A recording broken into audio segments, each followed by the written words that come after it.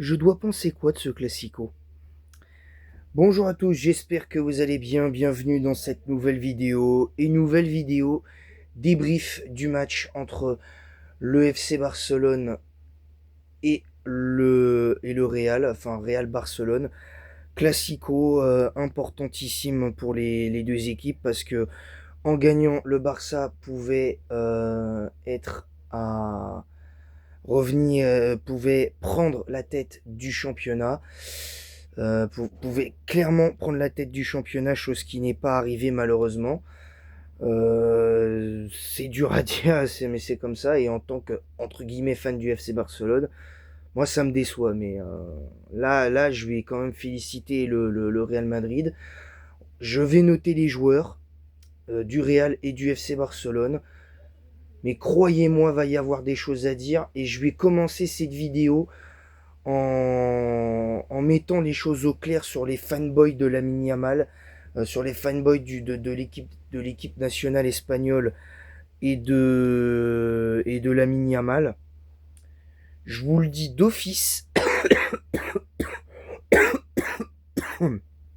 je vous le dis d'office, venez pas me dire ah mais il est jeune, c'est normal de rater des matchs. Venez pas me dire ça.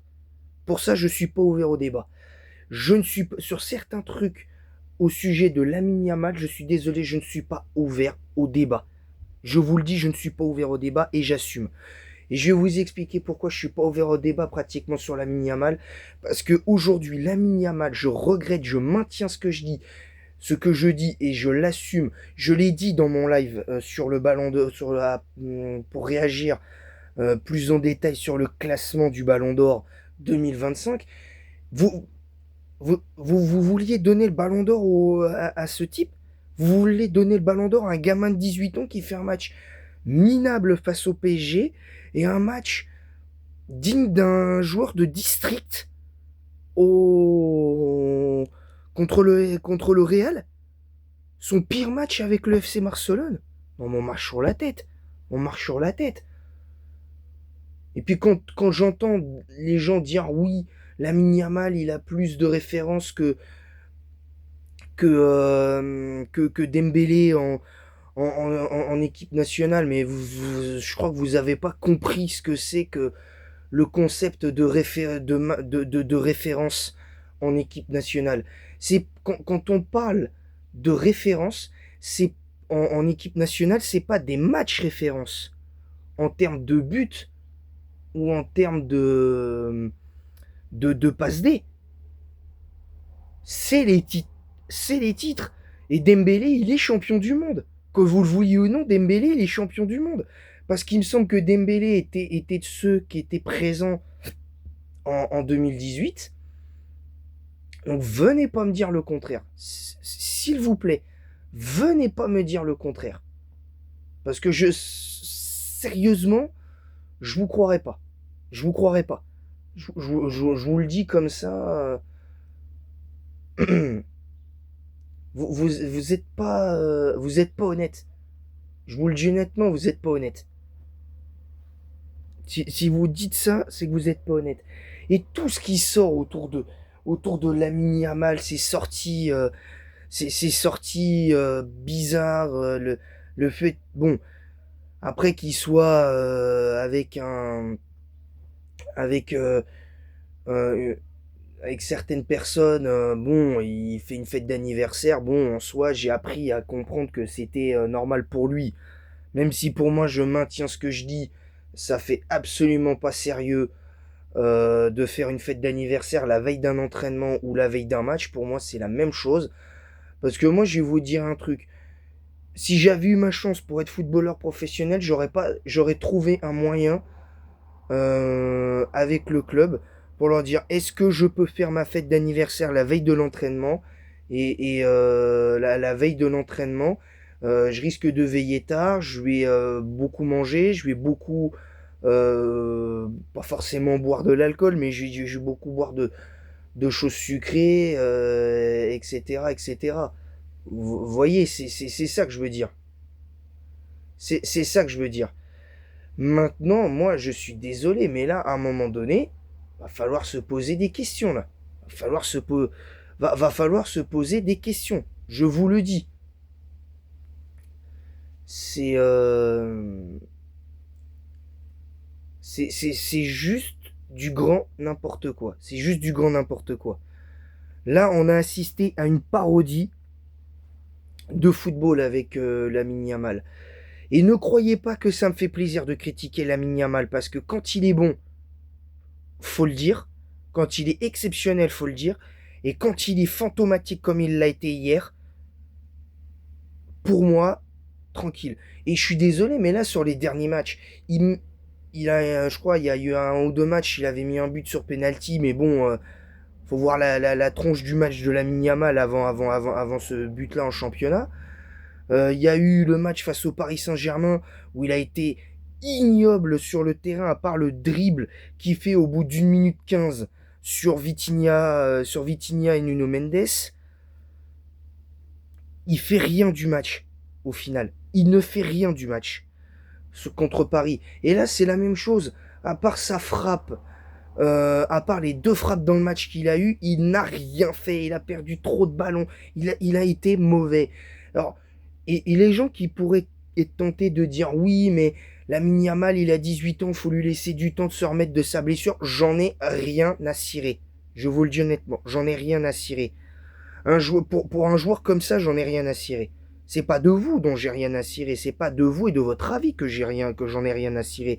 J'en ai rien à cirer que Lamine Yamal a 17 ou 18 ans et qu'il a besoin de se remettre d'une blessure. Déjà, quand on est professionnel et que tu as une blessure comme ça, faut que tu essayes de faire quelque chose. Attendez, je chasse une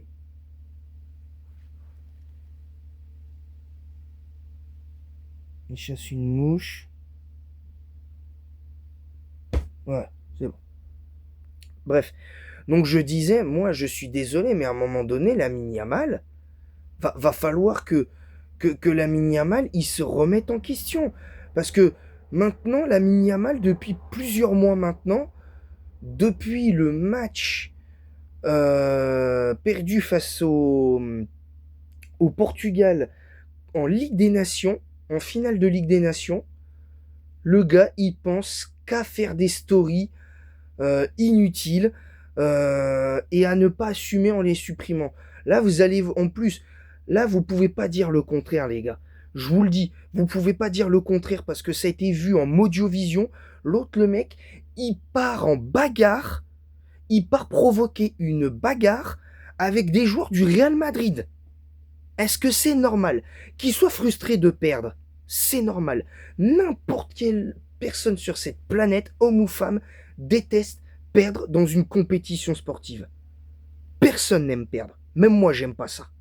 Je vous le dis honnêtement. Je tiens à être honnête, je déteste perdre. C'est complètement idiot de ma part de dire ça, mais je déteste perdre, comme tout le monde. J'ai la haine de la défaite. J'ai la haine de la défaite. Comme beaucoup de gens. Et en soi, c'est normal d'avoir la haine de la défaite. Mais quand la défaite, elle arrive, bah, des fois, faut savoir l'accepter. Je sais, ça fait bizarre de dire ça, mais c'est comme ça. C'est comme ça. Je suis désolé de le dire. Maintenant, entendons-nous bien, je suis pas en train de dire que Lamine Yamal va flopper dans les années à venir. Mais s'il continue comme ça, Lamine Yamal, je suis désolé, mais il va falloir que ce gamin se remette en question. Parce que la première mi-temps qu'il fait et la deuxième mi-temps qu'il fait, parce que j'ai pu voir un peu la deuxième mi-temps sur mon téléphone, parce que de base j'étais chez de la famille, j'ai vu la première mi-temps à la télé, sur une grande télé, et j'ai regardé le match. Après, j'ai regardé le match sur mon écran de téléphone. Mais là, ce n'est pas normal. Ce n'est pas normal de faire ça. Ce n'est pas normal. Un match comme ça,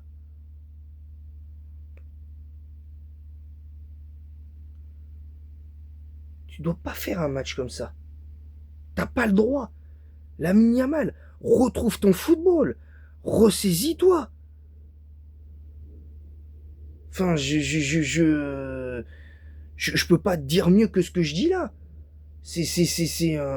Et tous ceux qui sont abonnés à ma chaîne YouTube et qui voient mes débris foot, ils le savent que j'aime pas dire des fois du mal des joueurs. J'aime pas dire du mal des joueurs quand ils sont pas bons. Je déteste ça. Parce que moi, j'essaye d'avoir des principes, c'est de ne pas être dans la négativité tout le temps. Mais là, malheureusement, quand tu vois les matchs de certains joueurs, je suis désolé, mais c'est honteux. C'est honteux. C'est une honte. Le match de Lamine Yamal, il est honteux. Qu'on soit clair. Qu'on soit clair et net.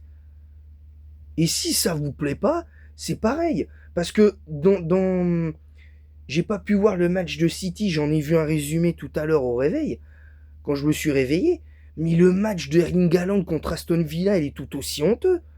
Le match de Bukayo Saka contre Crystal Palace, pareil, il est honteux. Également, il est honteux. Après, je crois qu'il revient de blessure quand même, mais c'est pas une raison. C'est pas une raison.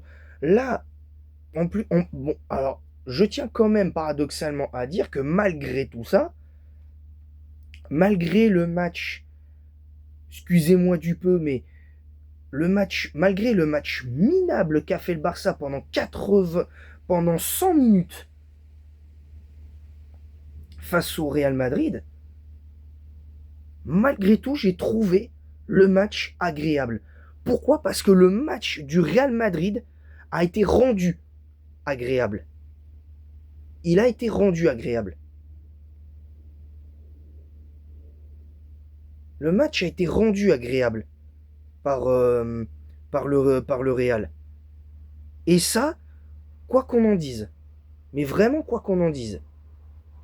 Parce que même si la deuxième mi-temps du Real peut paraître plus compliquée parce ils ont plus laissé le ballon, ils ont laissé le Real, le Real a laissé le Barça produire son jeu habituel, évidemment. Mais je suis désolé, mais là, à un moment donné, il faut aussi se poser des questions. Et le milieu de terrain, mais le milieu de terrain du Barça, parlons-en. Pedri qui a surnagé dans ce milieu de terrain du FC Barcelone. Mais au final, Pedri a fait un match, a fait ce qu'il a pu, le pauvre. Il a fait ce qu'il a pu, le pauvre. Mais là, à un moment donné, il faut se poser les bonnes questions aussi. Hein. Faut se poser faut se poser les bonnes questions, en fait.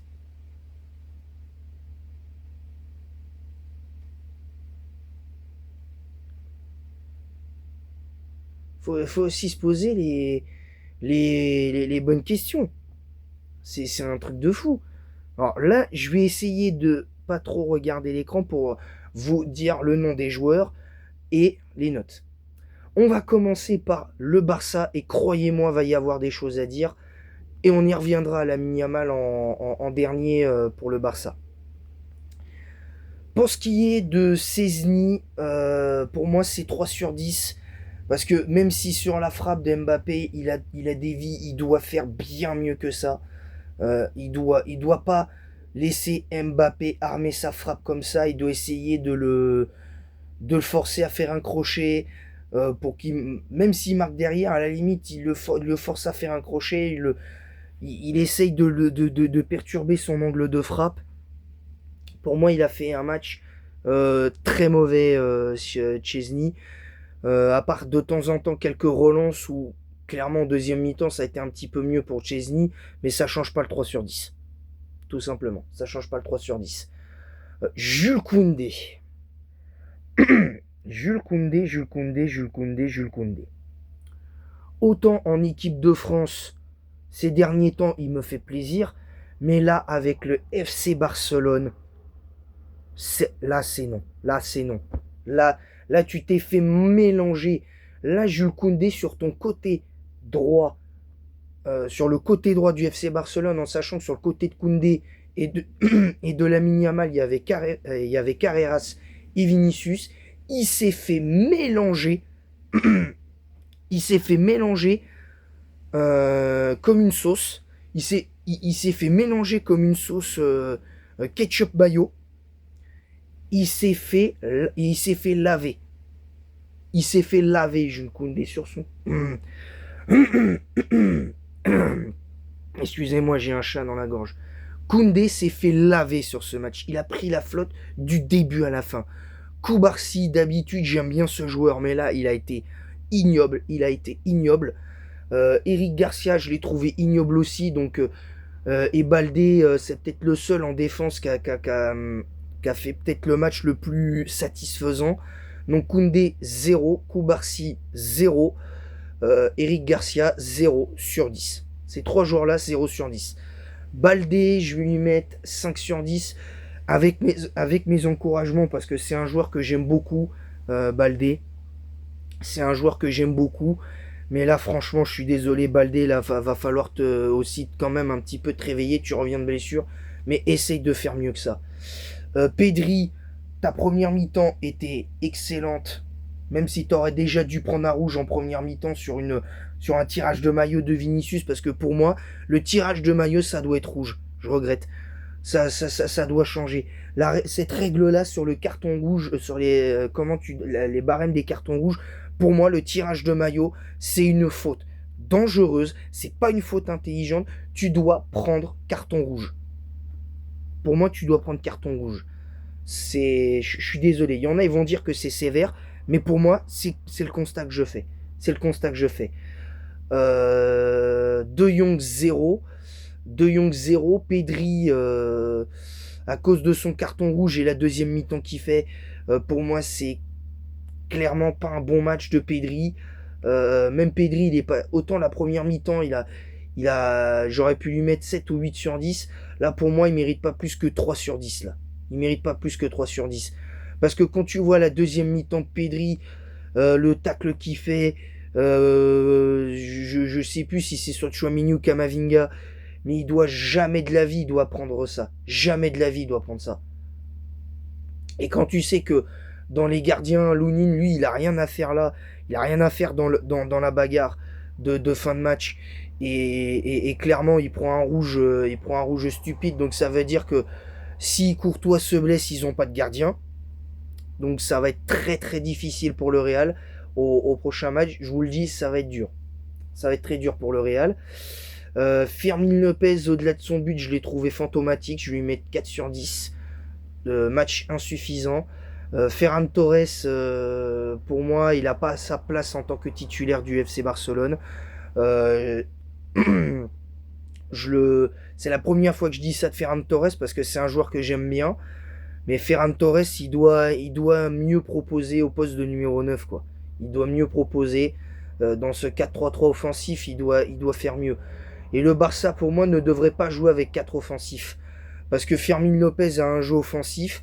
Tu devrais faire monter d'un cran Pedri et De Jong et jouer avec un joueur devant la défense. Vraiment avec un joueur devant la défense. Et ça, c'est important. Ça, pour moi, c'est important. Fermin Lopez 4 sur 10. Rashford, pour moi, il a fait son match. Parce que pour moi, il a proposé des choses. Il a créé quelques situations offensives pour le Barça, notamment la passe qu'il arrive à donner pour créer le but du 1 partout. Pour moi, il a fait ça. Bon, il n'a pas fait grand chose non plus. Je vais pas dire que c'est un match exceptionnel, mais moi, je mets 6 sur 10 à Marcus Rashford. Je mets 6 sur 10 à... Je mets 6 sur 10 à Marcus Rashford. Mais par contre, Lamine Yamal, pour moi, c'est 0. J'aurais jamais cru dire ça un jour. Mais pour moi, Lamine Yamal, c'est 0 sur 10.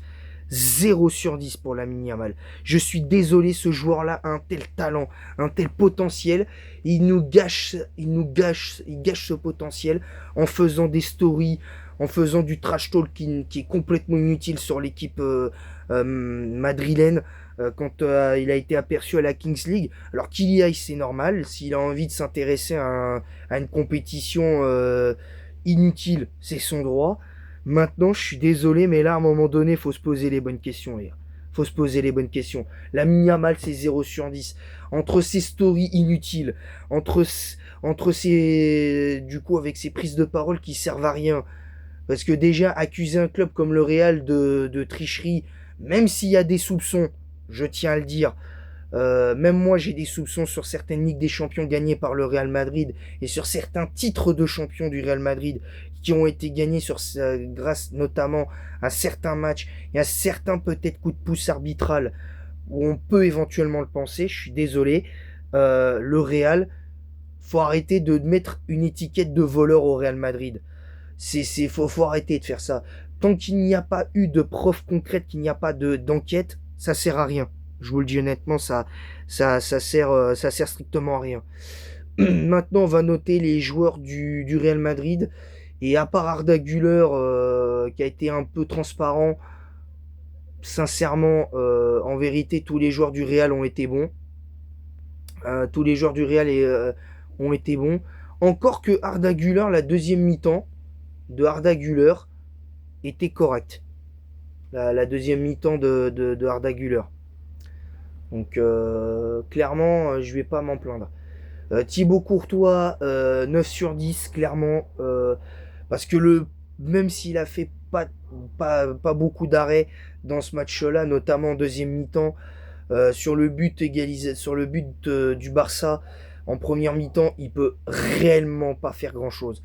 Il peut pas faire grand-chose parce que c'est une action côté gauche, une passe en retrait, puis une frappe puissante de Fermin Lopez qui va te mettre une patatasse, pas tout à fait à bout portant, mais il va te mettre une patatasse bien suffisamment dosée pour que ça parte pas au-dessus.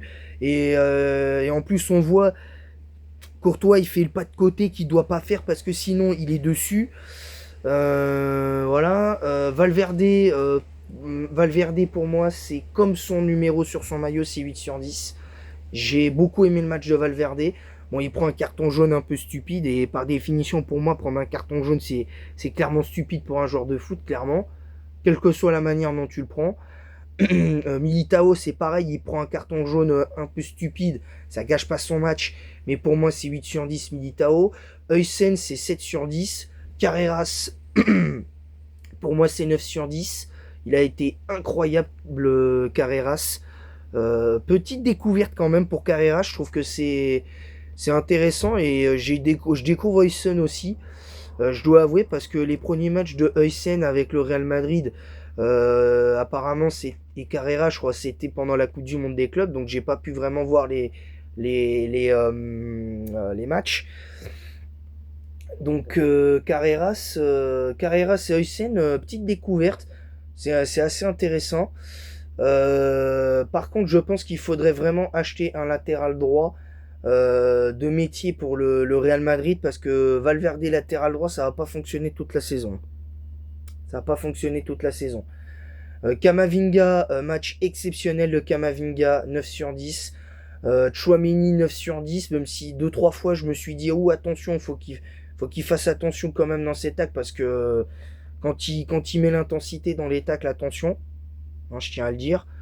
Faut qu'il fasse attention quand même à la manière de gérer ses tacles. Défensif, bien évidemment. Tchouaméni, pareil, 9 sur 10. Arda Güler, je vais lui mettre 5 sur 10 avec mes encouragements. Parce que Arda Güler, ça peut arriver de rater des matchs, tout comme Lamine Yamal. Hein.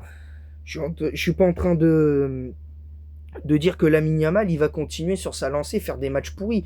Ça se trouve, le match d'après, en championnat, Lamine Yamal, il va te planter un doublé. On sait pas. Ça veut rien dire. D'un match à l'autre, ça veut rien dire. Donc, et puis le classico du match retour, on ne sait pas comment ça va se passer, en sachant que il y a des possibilités d'un classico en Coupe du Roi, en Coupe d'Espagne, en Super Coupe d'Espagne et tout. Donc, faut pas l'oublier ça. Faut pas l'oublier. Jude Bellingham, ouais peut-être aussi avec Arda Güler, je l'ai trouvé un petit peu en retrait. Jude Bellingham, je vais lui mettre 7 sur 10 à Bellingham quand même. Il fait un bon match, mais il fait pas non plus un grand match. Je trouve qu'il fait pas non plus un très grand match. Bellingham. Mais le peu qu'il a fait, il l'a bien fait et c'est ce qu'on lui demande à Bellingham. Vinicius, même si pour moi il a eu beaucoup de déchets, il en a fait un petit peu trop par moment, je lui mets 8 sur 10 à Vinicius. Je lui mets 8 sur 10 parce qu'il a fait un match de patron sur son côté gauche. Par moment on était sur un 4-2-3-1, sur un 4-4 de losange. C'était vraiment bien tenté de la part de Xabi Alonso. Grâce à ça, on retrouve un peu le Real qui fait des bons matchs, qui est capable avec un 4-4 de losange d'être bien. Donc ça, c'est plutôt intéressant en soi.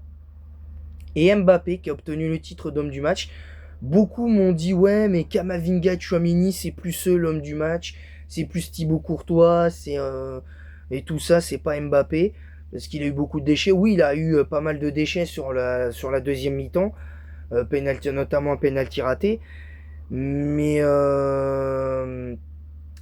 bon, moi c'est pas parce que moi, contrairement à certaines personnes, je trouve pas que rater un penalty ça fait loser, mais bon, parce que ça peut arriver de rater des penalties.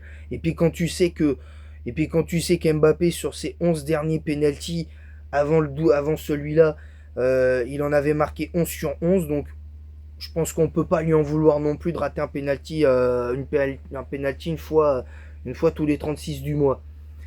Donc Mbappé pour moi c'est comme son numéro sur son maillot, c'est un match exceptionnel d'Mbappé malgré tout. C'est un 10 sur 10 pour moi, c'est lui l'homme du match. Clairement parce que son titre d'homme du match est complètement mérité. Parce que le fait d'avoir... En plus, quand tu analyses un peu le match d'Mbappé, il a été deux fois, il a marqué deux buts et deux fois il a été positionné en position de hors-jeu alors qu'il ne l'était absolument pas. Je pense notamment au premier but qu'il marque de manière extraordinaire, euh, où il a été soi-disant signalé hors-jeu d'un bout de chaussette. Déjà, ça doit faire déjà un doublé pour lui. Notamment le troisième but, je crois juste avant, il me semble un but juste avant le but de Bellingham, je crois il marque un autre but qui est refusé également pour hors-jeu. Donc clairement tranquille quoi. Clairement tranquille. De toute façon pour moi, la victoire du Real Madrid elle est entièrement méritée matin, midi, soir. Voilà, tout simplement. Donc voilà, c'est tout pour ce débrief. Je vous retrouve. Là, je vais pouvoir vous donner une heure pour le live FAQ. Je le ferai vers 15h30. Voilà, vers 15h30, je vous ferai le live FAQ pour fêter les 300 abonnés. Là, par contre, vous pourrez me poser un peu plus de questions. Pas que sur mon parcours sur les réseaux, sur mes équipes préférées, mon sport préféré. On pourra parler, là, on pourra parler basket, on pourra parler tennis, on pourra parler ski alpin, on pourra parler cyclisme aussi, on pourra parler F1 si vous voulez. Il y a pas de problème. Il n'y aura pas de problème. Encore une fois, les seules questions que je ne veux pas poser, c'est vraiment des questions type vraiment personnel, c'est-à-dire euh, en mode comment dire, sur pas de questions sur le véganisme, la politique, les conflits géopolitiques, l'urgence climatique et j'en passe. Je ne veux pas pour l'instant entendre parler de ces trucs-là. La maltraitance animale, tout ça, je veux pas en entendre parler pendant le live FAQ parce que ça, c'est le genre de sujet qui peut me valoir un strike parce que j'ai des avis bien tranchés là-dessus et croyez-moi, j'ai pas envie d'en parler. J'ai pas envie d'en parler. J'ai vraiment pas envie d'en parler. Tout le reste que je cite des fois pendant mes autres lives, ça vous pouvez en parler, mon plat préféré, tout ça, mais ça c'est tout. Le reste c'est tout. Voilà. Voilà. Donc sur ce, je vais vous laisser et en attendant la prochaine, je vous dis à bientôt. Abonnez-vous en masse si c'est pas déjà fait et activez la cloche pour recevoir toutes les notifications nécessaires. Partagez le lien de ma chaîne YouTube sur YouTube même, Twitch, Kik, TikTok et Instagram. Mettez un pouce bleu et un commentaire pour le référencement en disant quoi vous êtes d'accord, pas d'accord avec ce que j'ai dit dans ce débrief. Bien évidemment, sans insulte, bien évidemment, sinon, je vous le dis, ça va être du ban. Il y aura du ban. Et en attendant la prochaine, je vous dis à bientôt pour de nouvelles aventures football. À bientôt les amis. À bientôt pour le prochain live. Donc c'est-à-dire cet après-midi à 15h30 pour le live FAQ. Et ensuite, le prochain live, ce sera pareil entre 15h30 et 17h. Entre 15h30 et 17h mercredi pour le live Ruby Omega qu'on va continuer. On va continuer Ruby Omega mercredi. On fera FC24 quand même avant. Je ferai FC24 avant en vidéo courte, en mode carrière. Et voilà.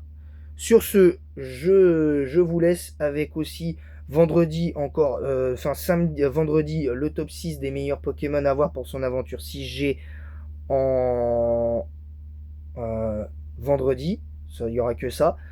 Il y aura samedi et dimanche, il n'y aura pas de review, il n'y aura pas d'autres vidéos, mais il y aura encore les 2 épisodes entre 17h et 18h. Samedi, prochain 5e épisode de Blanc 2 et dimanche, 6e épisode de Blanc 2, bien évidemment, entre 17h et 18h, samedi et dimanche.